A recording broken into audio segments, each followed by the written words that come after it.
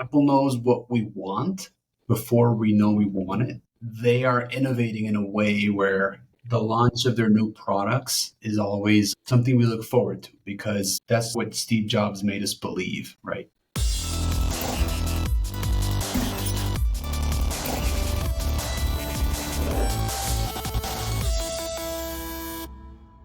You're about to hear a conversation between two agency owners who collectively have over 30 years of experience helping brands sell millions of dollars. Isaac co-founded Castleberry, a content strategy firm that harnesses the power of data to understand audiences at scale to create engaging, tailored content based on real insights, ensuring maximum resonance and impact for brands and businesses. Romulo is the president of Create 180, which specializes in helping small to mid-sized businesses develop a more compelling brand message through marketing consulting, digital marketing, website and image design, video solutions, and more. Enjoy the episode. In China, when we had when we did like social media at the agency over there, you have what they call here influencers, but over there it was different. It was called key opinion leaders. They call them KOL. KOL, yeah. And then they are like the people who you want to like really point at something because that person not only has the influence, but it has an authority on that subject. Yeah. Well, this is similar. It was a talk I saw. It's a really good talk. I can send it to you. And it's basically like it made me think of these. Share in the notes for everybody. In the links. Yeah, will do. I was thinking about this when you were talking about the CPA firm, because part of the strategy for something like that could be for one or both of them to become the key person of influence. And so basically the concept is businesses need like a face, like a human face to them, because that's what people follow. So the classic example they always give is Cristiano Ronaldo has 500 million followers. If you put all the teams in the Premier League, or, well, he plays in Saudi Arabia now, but let's say the Premier League, you add up all the followers all the teams have, they don't even reach like half of what he has, right? Same with Messi. Same with LeBron James. If you add up all the followers LeBron has, it's more than all the NBA teams combined. And so that's sort of like the classic example. And then what they say is, okay, well, if you're the key person of influence, what you end up doing is your job is not to run the company. Your job is to generate top of the funnel awareness and drive people into sort of the funnel. And you do that by writing articles, writing books, putting out content, being on podcasts, getting up on stage and talking. Like you're that key person of influence that develops all these different things. And then these different assets in terms of content and, putting yourself out there. And then obviously when you're talking about a subject, say you're a CPA firm owner and you're talking about taxes and how this works and why this is bad and, why this COVID thing that, paid people this much and look at this tax exemption, how it actually works and all these different things. Then you become that person, the key person of influence. You get invited to conferences, etc. You're putting out this content. Eventually you can say within your content, you'll say, oh, and I happen to have, a CPA firm, right? Or I happen to have like a consulting business that does all this. And then inevitably you get business, right? Because people are like, oh, let's just buy from the expert. Let's just buy from them, right? And so I think it's probably not a bad idea for small businesses like that to be like, okay, let's have someone be the key person of influence. That's their job. And their job is to develop that awareness and then just send the company all the leads, all the people coming in and asking. You can be like, oh yeah, you just talk to Joe who handles all that, And Joe's the one running the operation and figuring out how to hire more CPAs and dealing with clients and all that stuff. And the other one needs to run the business. I don't know, but it's a way of growing the business through content, but by putting themselves out there. The whole concept also of very common in the hospitality business is to have the head chef. He fights inside that kitchen with everybody and he runs the show. And then you have the restaurateur or the front end, who is just a person who makes sure that people outside are, served well. They come in and have your meal. And, they pretty much are kind of like that face of the restaurant. And when they team up as like a brother or a head chef and producer, then you have one pretty much being the face of the restaurant. And it works out really well because a lot of them, it's just, the content. Or they can also say, well, my expertise is in front of house. If you need to meet with respect to the food per se, you can meet, chef, so and so. But I think I like the idea of that you're saying that it's not so much that that person runs the business. I had this conversation the other day that, yeah, a business that is already running for 3 or 4 years, 5 years or something, it's pretty much very repetitive, so it's easy for you to have your second in command say, okay, and from now on, you pretty much take all of this because I am going to be focusing in business development, which is this is part of business development because you're going to be being in the face of the business. I think it is great. I also think that it's especially great if you are a specialist or you have exclusive information about something. So an example of this is we worked with a roofer, and the person was like the roofer that had the most certifications in the state of Florida. I think it was like six or seven, and he was just like an expert on this subject matter. He used to be like, in order for kind of like if you are like a black belt in karate, you had to go and get your first dan from somebody who's even higher than you, kind of thing. So he's one of those people that like, if you needed to learn more about roofing, you had to go take classes, especially from this guy. And yeah, we definitely set them up and try to push them. A lot of the feedback is that these individuals are great when you're having a conversation one on one. They can blow your mind on how much knowledge they have. As soon as you put a camera in front of them, they go, they become like robots. And it's hard because then you have to like pretty much tell them like, you're talking to a camera is just a skill. It's something that you got to do 15, 20, 30 times, and then by the 30th time you already feel much more comfortable into spitting all that knowledge into a camera. Maybe Yeah. it is not as natural as a current 17-year-old who's now lives with in a Yeah. TikTok world, but it is something that is definitely attainable. Plus, if you do it, it just creates more of a, yeah, as you said, it's like I want to work with that guy because that guy is the one. Yeah. You know Um, what? I think I'm sort of that way. To be honest, like I don't picking up the phone and recording myself and saying, hi, everyone. It's not really me. But the reason I'm putting out more content is I figured out a way where I can do it and not be so self conscious. And it's this, right? Like we're just having a conversation and it's like a Zoom meeting kind of, and we're just talking. Or I'm having, a meeting with people in the company or something else. But I'm not standing in front of the camera being the host of the show kind of thing. And I think if for people who are a little more introverted, maybe more shy, it probably helps if you're like, no, we're just going to run a podcast. It's not I'm going to be there recording you and asking you to just to like, what are your thoughts on this? And then just recording them. It's just more like, well, we're both going to be on camera. We're both going to talk and have it be a conversation. It'll be like an interview sort of thing.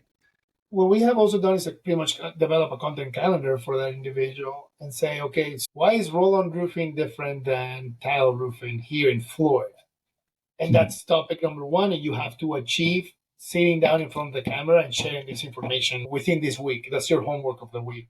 And then we have done that. With all my clients so far, it starts pretty strong. Like they can manage to do 4 or 5 of those a week because they get it. But then they at some point they get like discouraged, or they were like, well, I just didn't know how to put the camera, or it just doesn't come out as well when I do it. So then people start, because it is not your innate nature to again grab a camera and say, "Hi, this is Romulo. I'm here." I do like the idea of the podcast because it does provide you that one-on-one feedback, and of course it also allows us to pick the jewels of whatever the information that we share, and yeah, that's You can turn that into a million different pieces of content. Like whatever he says, then that could be a short.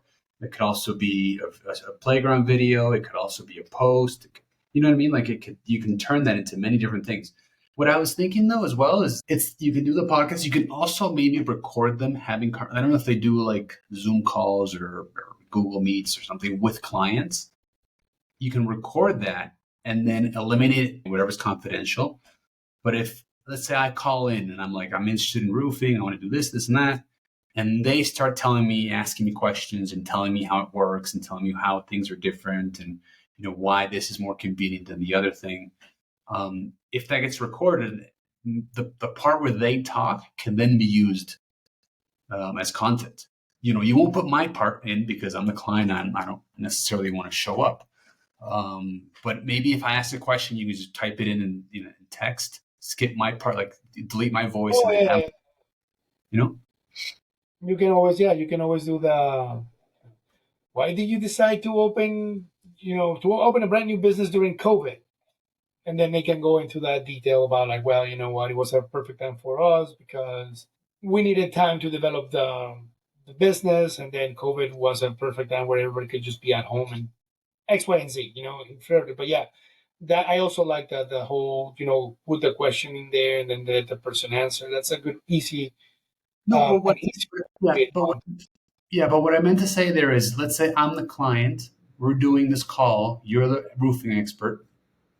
Whatever you say can be used in the content that you use later.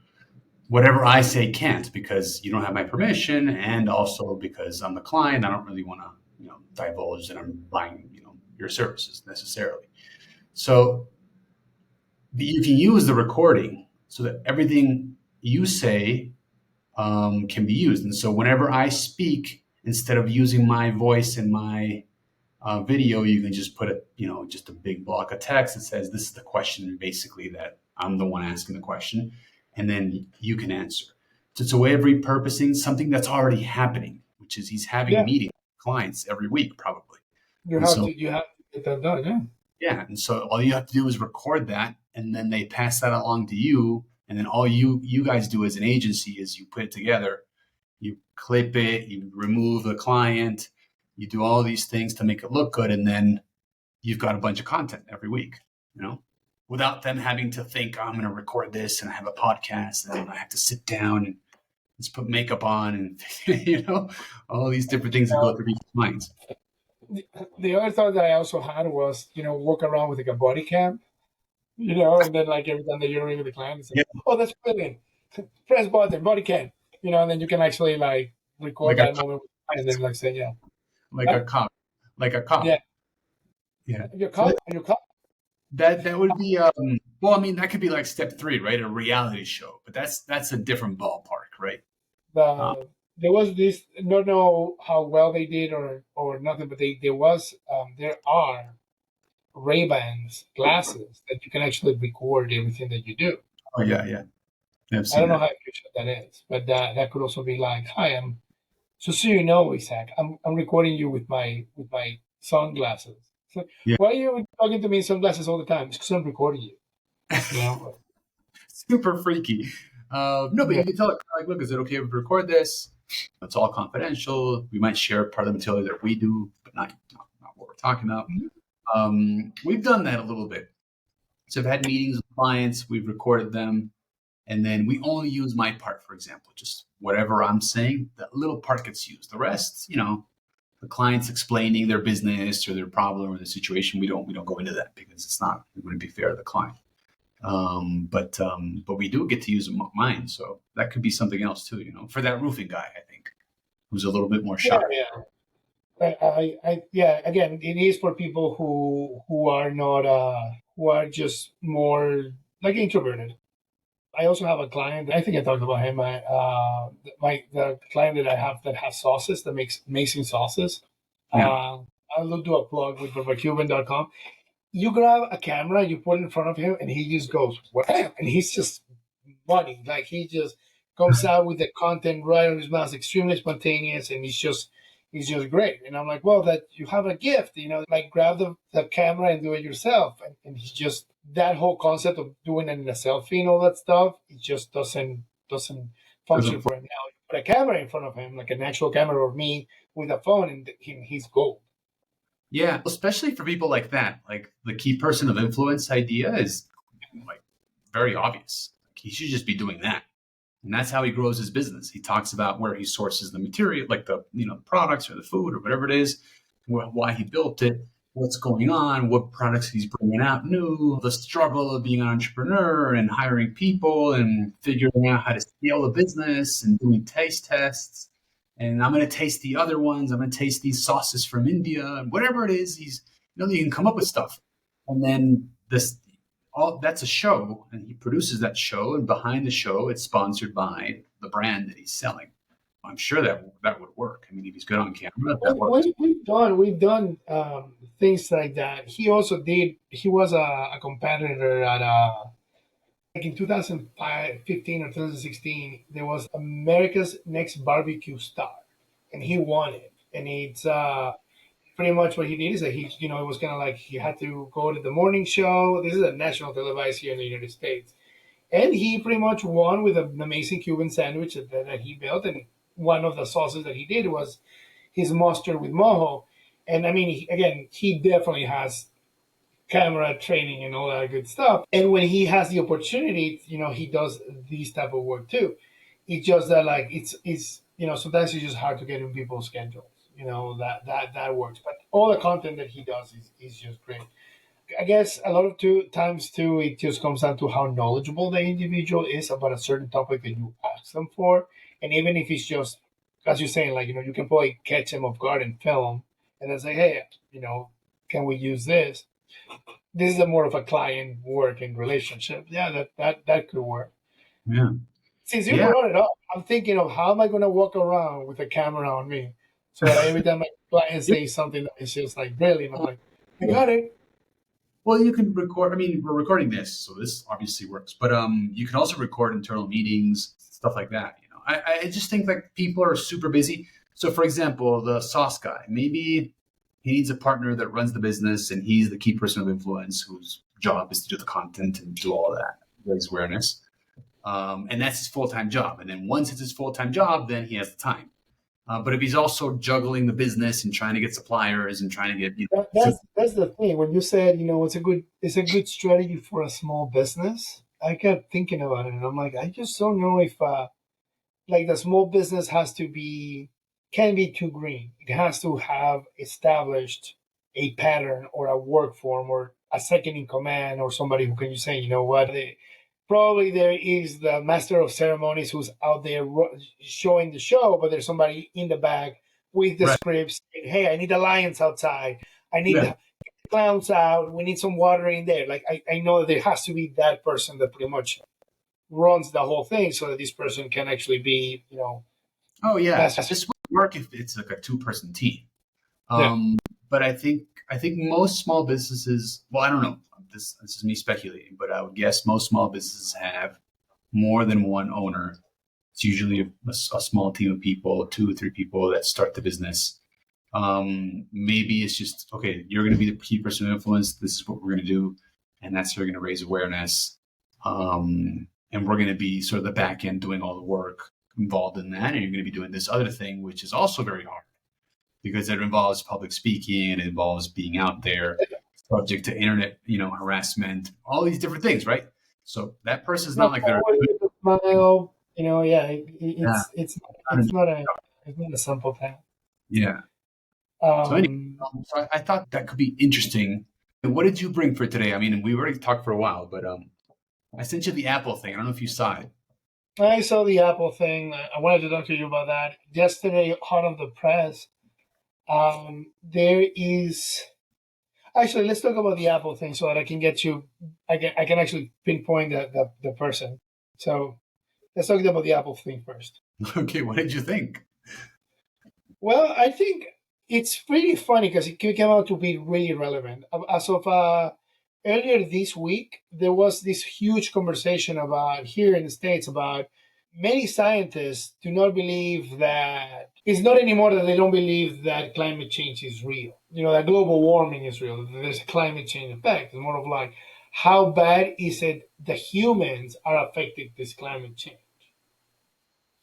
And there is this huge debate about this because it's like, well, the ice age. The ice age came and there was no human, like there were not that many humans like messing up around the stuff, and there's like all these things, and I'm like, the problem is historical. Like we don't have enough historical records, but we can tell like in the ones that they are, and I think that there's something like recordings from like the thousands, 80s, and these are like maybe the Greeks or whatever that explain that they just measure temperature, and then you can see the temperature going like this, going like this, going like this.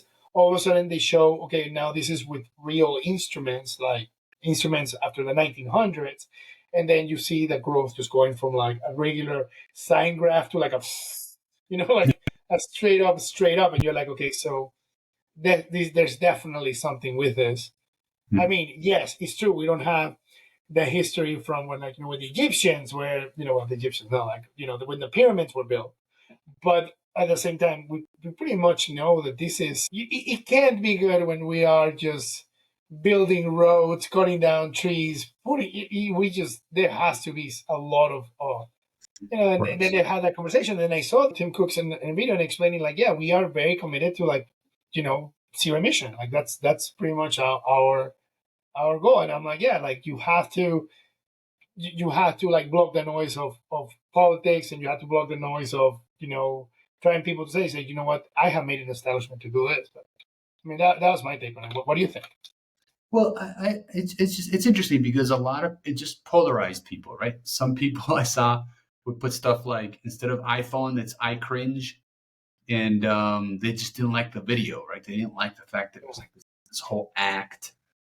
They hated it, and they thought, Steve Jobs would have never have let this happen, stuff like that. And it's hard for the team to always live up to what Steve Jobs would have done, which we don't know what it would have, but everybody sort of assumes that it wouldn't have been that. Well, And he goes for Tim Cook, man. He has always it's sad because it's like he always has that to be, compared to, yeah, yeah. to be. So I thought, so it's polarizing, but I actually think that's a good thing, because if a lot of people hate it and a lot of people love it, obviously there are people in between. It just works, right? Like, it raises the level of awareness even that much more. Even though you're Apple, you're super well known, everybody knows who you are. Just the fact that this was polarizing sort of helps. So There's that's no bad advertisement. yeah. There's no bad advertising, right? So I think it plays into them, into what they what they need from that. I do think there were instances, like, being very specific, like the script was good, but then there were instances where it was like you're assuming the audience isn't understanding. And one of the secrets to good storytelling is assume your audience is smart. Assume they're smart enough to know what's going on. And they had instances of that where she says, like, "Are you telling Mother Nature?" Like, nobody talks that way, right? I mean, I'm not. I wouldn't tell you. Are you telling Isaac that? You know what I mean? Like, referring to herself in the third person. So there are little instances like that make it like cringeworthy. You're like, like, that script didn't really work there. The acting is great because she's a great actress. And then there's Tim Cook, who's not an actor, right? And so, like, that's also a little cringeworthy, seeing him try to act and stuff. And um, it's hard, man. Like, the idea, I'm sure they sold it really well. Everybody bought into it, and it's cool. The execution was like maybe 80% of the way there. It's not quite there. It's hard, It's man. back to, you have Ronaldo. He has millions of followers. That's actually a specific thing with basketball players.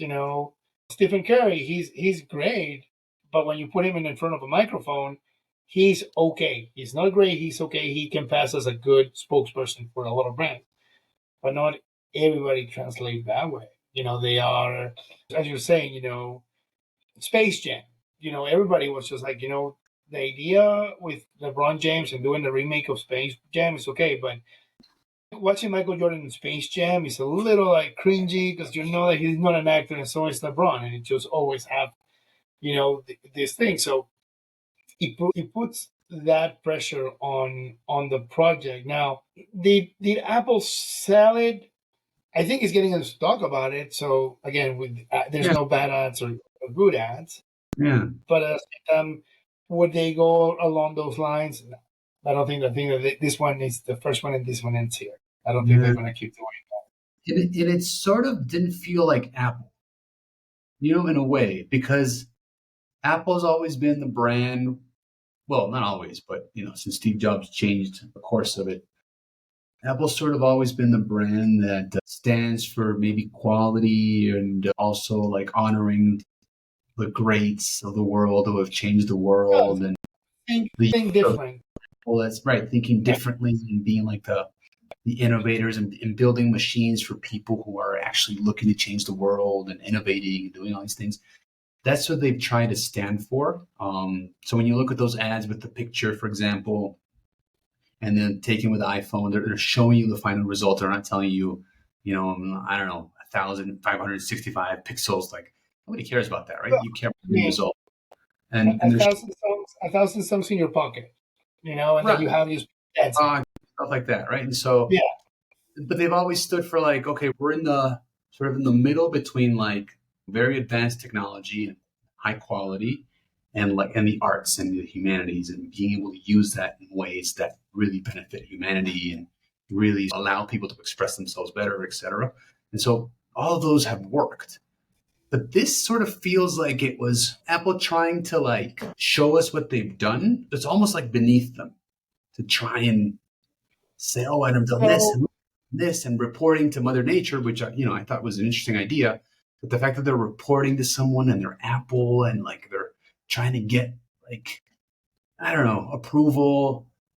I don't know if it plays well into the brand. You know what I mean? Like it's you I know think when you got me thinking about it too, it's so Google came out with the Pixel, and I think we talked about this in one of our meetings that how they did really good advertising, pretty much, the new Pixel talking about how the Apple phone at that time does not do a lot of things.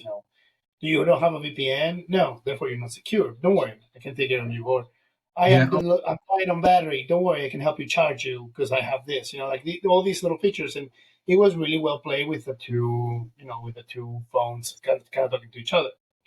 Which brings me back to 10, 12, 14 years ago when, hi, I'm a Mac. Hi, I'm a PC. Remember those commercials where the guys had pretty much like a guy acting like well, then there's an individuality factor there. Now we go to this and it's like, okay, so if the idea was to leave the concept of legacy as, we as an Apple, it is important for us to do the best for, the environment. It kind of had that. I just don't think that they sold it too brightly, or they were not very creative or outside of the box about it. It was just very any agency could put that together. I don't know if that makes I guess what you're saying is that Romulo, I'm expecting them to tell me something and then to make me really think and be elevated about it, or like I'm expecting their content to be just be above and beyond what we consume every day. You feel that this was way too poppy for them, and I get it. I guess I'm thinking about me too, and it makes you feel uncomfortable because of it. I also think that they haven't come out with anything for a long time too. So maybe this was a try of trying to put themselves out there. I think what Steve Jobs sort of represented in a lot of people's minds was in some way Apple knows better. Yeah, Apple knows best.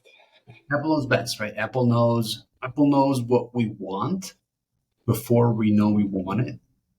And they are innovating in a way where the launch of their new products and their new things is always something we look forward to because that's sort of what Steve Jobs made us believe, right?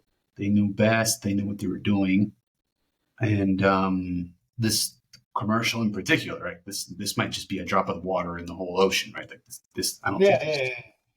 huge difference either. Um, but it feels like this commercial is like they've been transforming themselves. And it's interesting. I didn't know all these things that Apple's doing, and I think it's great. But it looks like they're transforming themselves. I don't know if it's because they play it with like it's Mother Nature, but it feels like it's because the consumer is now into all these things and really sort of Well, aware. if you see that, and then you see, I mean, who's gonna write there are haters, and there's some people who are tribal Apple lovers, like get Romulo 10 years ago. I would have been like, no man, Apple is the best. But like it's one of these things that like you have people who are tribal, and they're like, okay, well, you know what, I can start trying to get into a fight with these people about it, or let's just let the whole roll thing, and then You can see the comments, and the comments are very like, well, if you really care about nature, then you should stop hiring like slave labor.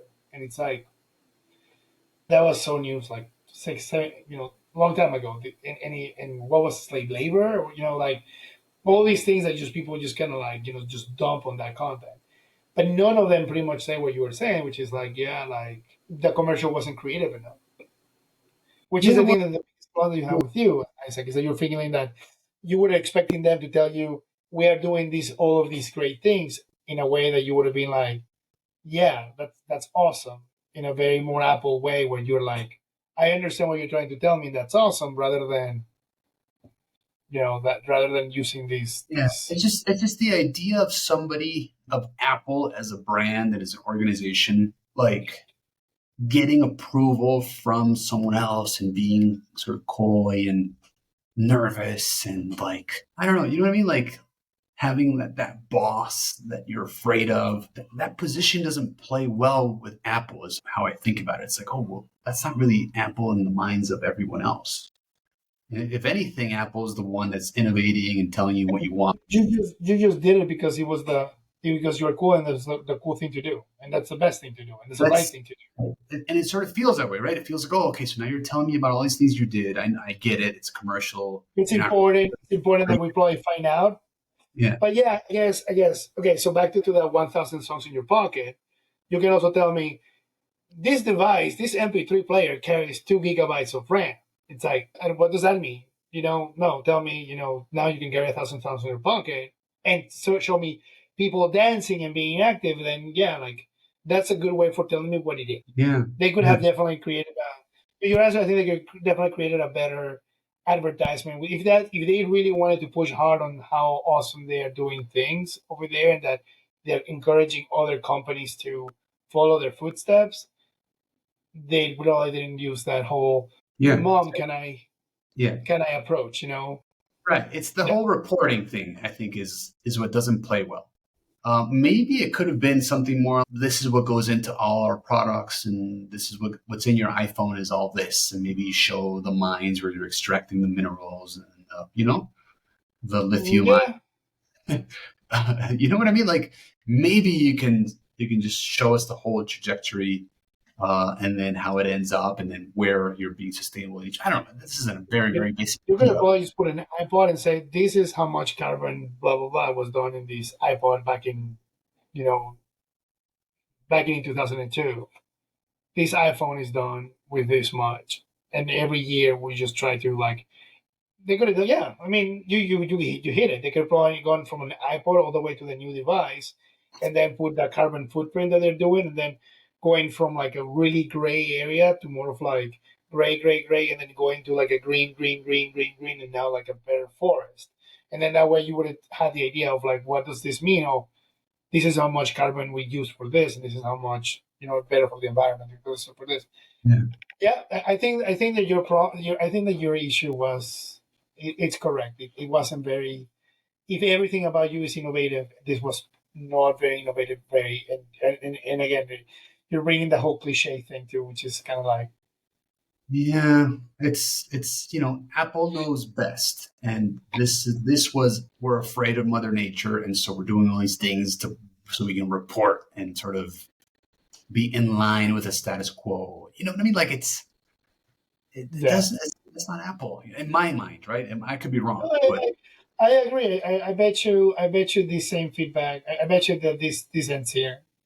I think even if they had paid for a bunch of other commercials, I don't think that they're gonna kind of reactivate that. But again, it's they had a lot of messages too. This time around, they had like the new watch that you can do like this, and then the watch. I think they had a bunch of like little innovations that they really wanted to put out there, and they also wanted to say, "Hey, we're doing all this good." But yeah, it didn't come out. and I'm sure they justified it. I'm sure they were aware, and they said, "Well, everybody bows down to Mother Nature. Everybody sort of reports to Mother Nature, and we're part of that as well." And so I think they justified that logically, but emotionally, I don't think that worked.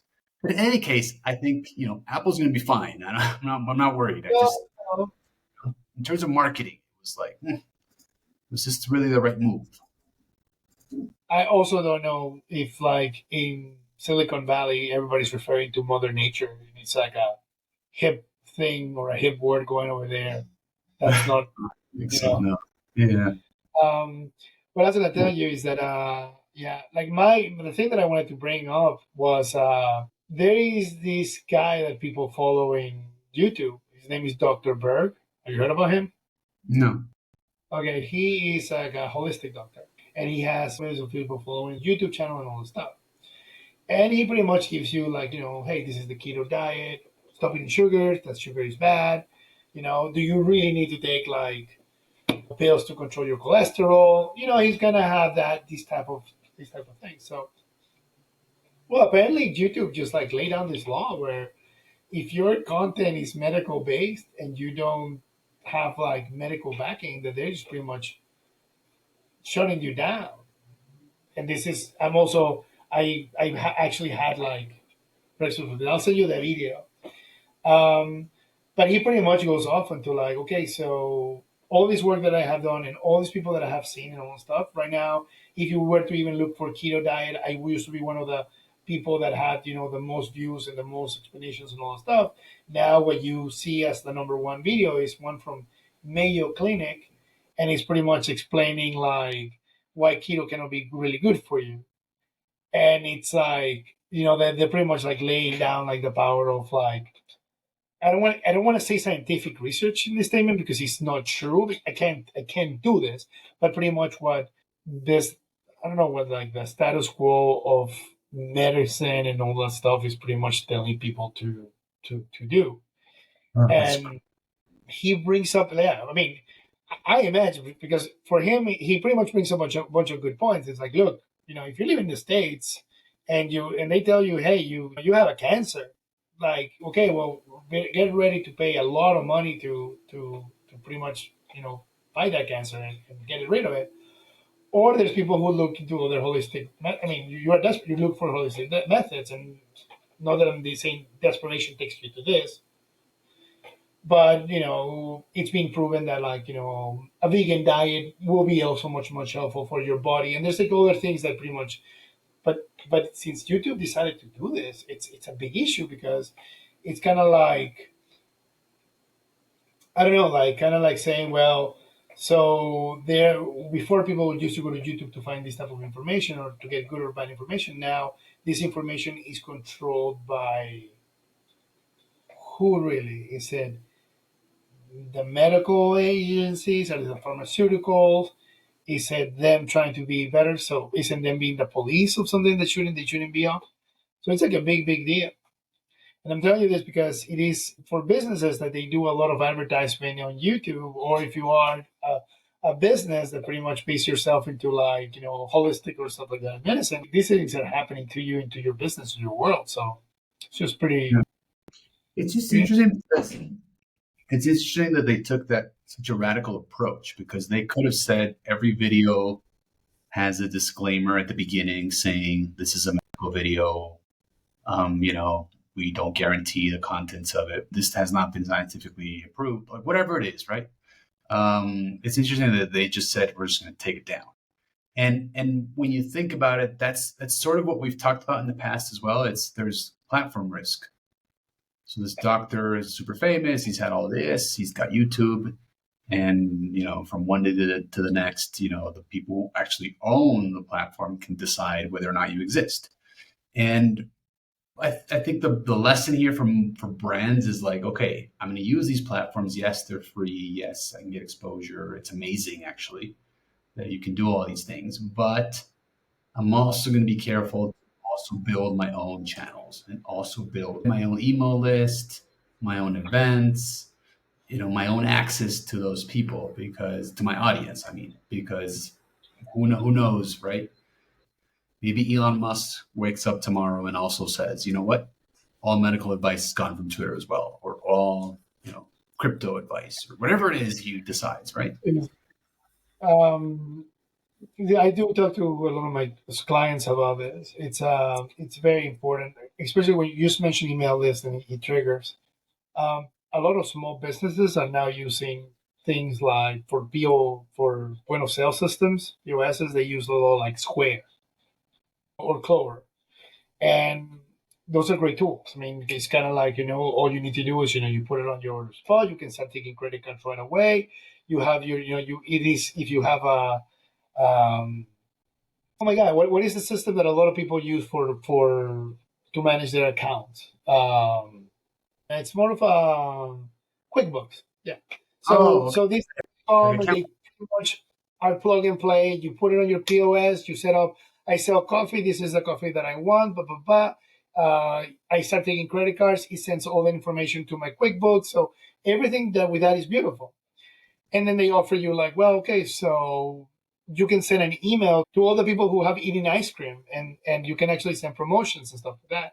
And it is great because you have this. However, you do not have the information of those people that actually are receiving this newsletter, and you are only receiving data that is pretty much provided by them. So there is something about like, well, is this data correct or no? But what is bad is that, yeah, if you decide like one day, hey, this year was your first year with a POS system, no problem, it was $120. Next year, yeah, it's 1,200. You're like, yo, wow, like something about pricing issue. Okay, well, if you don't like it, leave. And then it's like, okay, well, now I have an issue because if you leave, it's not only my POS system that leaves, but it's also my whole email list of marketing that I've been doing to try to tell people to buy my restaurant. So all these contacts leave, and then I have to start from the beginning. Yeah, but I have a what? client that is going, But aren't you able to download that? You could probably no, download it, right? No. no, there's no serious, like that content is owned by the it's owned by the POS. Now, to protect the POS, to be devil's advocate on this one, it makes sense. I mean, Romo Martinez, don't want to go to a random place, buy a sandwich, pass my credit card, and then all of a sudden they know my name, my email, and all that information. I Yeah. never gave it to the restaurant. I gave it to them. But the problem with this is that the way that they're going about it is more of like, don't worry, we do your email system. Why don't you do everything through this platform? So these people are really, a lot of them are not really aware that this content is not theirs. So when they decide, hey, I really would like to run a promotion, or really would like to study my email list, or X, Y, and Z, they just don't have access to this thing. And it's funny because, again, you probably get this news that they raise the prices and you want to leave, or they just didn't provide the best POS service for you. And then you said to go to another company, you can't take that whole year or whatever you use them for. It's pretty much gone because you were too attached to them, and then Yeah. Yeah, that makes sense. I so mean, again, yeah. you need Yeah. to make sure that if you are looking into doing email marketing or any content like that, try to get it your own email list, clean it up Yeah, and and work. not just email, right? It could be like home address, email, phone, like oh, this information is valuable. It's a way to reach your market without having to pay anyone. And I think there's a lot of people who just think, oh, I just have to build the audience in any platform. Doesn't matter if it's Twitter, or TikTok, or anything else. Sure, you can do that, and that's a good play strategy. I mean, it's a good strategy, but it's not risky, right? It's still very, very, very risky. You don't know if Google needed to put that because the government of the United States, again, Yeah. forced them to do this thing with the videos. And it's like, dude, hey, the Google guys probably agree with what I'm saying right now. But they're like, look, this is the restriction that the government put on me. What can I do about it? Kind of thing.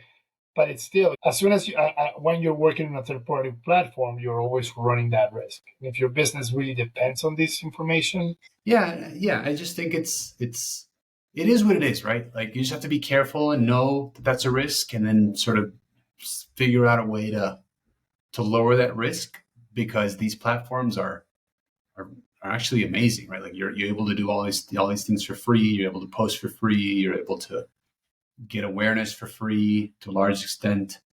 So for free, for the price of an ad. Yeah. right, that's right. Well, I mean, and for also giving them content that's what they share with other users, and then they monetize. I mean, like Yeah. they're winning either way. But yeah, it's pretty cool.